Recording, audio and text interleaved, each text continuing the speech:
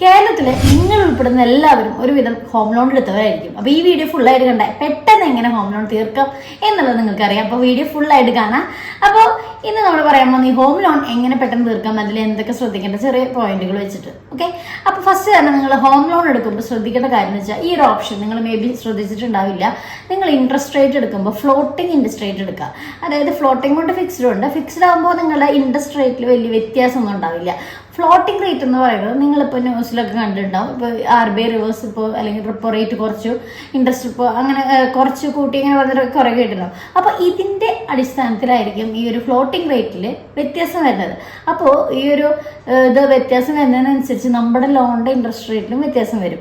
ഇനി നിങ്ങൾക്ക് അങ്ങനെ താല്പര്യമില്ല, മേ ബി അത് നന്നായി കൂടിയാലോ അങ്ങനെ ഡൗട്ട് ഉള്ളവരുണ്ടെങ്കിൽ നിങ്ങൾക്ക് ഫിക്സ്ഡ് റേറ്റ് എടുക്കാം. പക്ഷേ ഫിക്സ്ഡ് റേറ്റ് എടുക്കുന്ന എല്ലാം ഒരു 10% മുകളിലായിരിക്കും എപ്പോഴും റേറ്റ് വരുന്നത്. അപ്പോൾ അത് എപ്പോഴും ശ്രദ്ധിക്കുക. ഫ്ലോട്ടിംഗ് ആകുമ്പോൾ മിക്കതും ഒരുവിധം എല്ലാം ഒരു 10% താഴെ ആയിരിക്കും. അത് വളരെ നല്ല ബെനിഫിറ്റാണ്. നിങ്ങൾക്ക് ഇൻട്രസ്റ്റിൽ കുറവ് വരാനും വ്യത്യാസം വരാനും സാധ്യതയുണ്ട്. പിന്നെ ശ്രദ്ധിക്കേണ്ട മെയിൻ ആയിട്ടുള്ള കാര്യം എന്ന് വെച്ചാൽ നിങ്ങളിപ്പോൾ ലോൺ കണ്ടിന്യൂസ് ആയിട്ട് ഒരു 30,000 വെച്ചിട്ട് മന്ത്ലി അടയ്ക്കുന്നുണ്ട്. അപ്പോൾ ഒരു വർഷത്തിൽ നിങ്ങൾ അടയ്ക്കുന്നത് 3,60,000 രൂപയാണ് നിങ്ങൾ ലോണിലേക്കായിട്ട് അടയ്ക്കുന്നത്. അപ്പോൾ ഇതിൽ ഏകദേശം ഒരു 25 മാക്സിമം ഒരു 25% ആണ് നിങ്ങളുടെ പ്രിൻസിപ്പൽ എമൗണ്ടിലേക്ക് പോകുന്നുള്ളൂ. അതായത് ഇപ്പോൾ നിങ്ങൾ 30,000 രൂപ വെച്ചിട്ടാണ് അടയ്ക്കുന്നതെങ്കിൽ ടോട്ടൽ 3,60,000 രൂപയിൽ 90,000 രൂപയാണ് നിങ്ങളുടെ പ്രിൻസിപ്പൽ എമൗണ്ടിലേക്ക് പോകുള്ളൂ. അപ്പോൾ നിങ്ങളൊരു 25 വർഷത്തേക്കാണ് അടയ്ക്കുന്നതെങ്കിൽ ഈ ഒരു ഇതിന് പുറമെ ഒരു EMI കൂടി എക്സ്ട്രാ എല്ലാ വർഷവും അടയ്ക്കാം. ഇങ്ങനെ അടയ്ക്കുമ്പോൾ എന്താ വെച്ചാൽ ഇത് നേരെ പ്രിൻസിപ്പലിലേക്കാണ് പോവുക.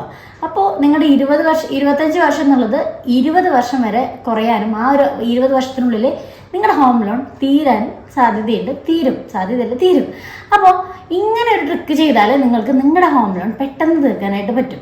അതുപോലെ തന്നെ നിങ്ങൾ ലോൺ എടുക്കുമ്പോൾ ഈ ഒരു ബാങ്കുകൾ, പ്രൈവറ്റ് ബാങ്കുകളിലുപരി നാഷണലൈസ്ഡ് ബാങ്കുകളിൽ നോക്കുക. അവിടെയായിരിക്കും നിങ്ങൾക്ക് കൂടുതൽ നമുക്ക് ഈ റേറ്റ് കുറവ് കിട്ടുന്നത്. അപ്പോൾ മെയിനായിട്ട് നിങ്ങൾ ശ്രദ്ധിക്കേണ്ട കാര്യം, ഒരു എക്സ്ട്രാ EMI കൂടുതൽ അടച്ചാൽ നിങ്ങളുടെ ലോണിൻ്റെ ഡ്യൂറേഷൻ നിങ്ങൾക്ക് ഒരു 5 വർഷം വരെ നിങ്ങൾക്ക് കുറയ്ക്കാനായിട്ട് പറ്റും. അത് വളരെ വലിയൊരു എമൗണ്ടാണ്. കാരണം ഇൻട്രസ്റ്റിന് നല്ലൊരു വ്യത്യാസം നിങ്ങൾക്ക് അതിൽ കിട്ടും, നല്ലൊരു ബെനിഫിറ്റ് നിങ്ങൾക്ക് കിട്ടാവുന്നതാണ്. അപ്പോൾ ഇതുപോലെ ലോൺസിനെ പറ്റിയിട്ട് കൂടുതൽ അടുത്ത വീഡിയോയിൽ നമ്മൾ ഇതേപോലെയുള്ള പോയിന്റ്സുകളും എങ്ങനെ ഹോം ലോൺ നല്ല രീതിക്ക് നിങ്ങൾക്ക് കിട്ടാം, ഏതൊക്കെ ബാങ്കുകളിൽ നല്ല റേറ്റ് കുറവുണ്ട്, ഇതൊക്കെ അറിയാനായിട്ട് അടുത്ത വീഡിയോ കാണാൻ മറക്കണ്ട. അപ്പോൾ ഇതുപോലെ ഇൻഫർമേഷൻ്റെ പേജ് സബ്സ്ക്രൈബ് ചെയ്യുക. അപ്പോൾ ഫിനാൻസ് ടാക്സ് ബന്ധപ്പെട്ട കാര്യങ്ങളെല്ലാം നമ്മൾ ഈ ഒരു വീഡിയോയിൽ പറയുന്നതാണ്. അപ്പോൾ thank you for watching. By.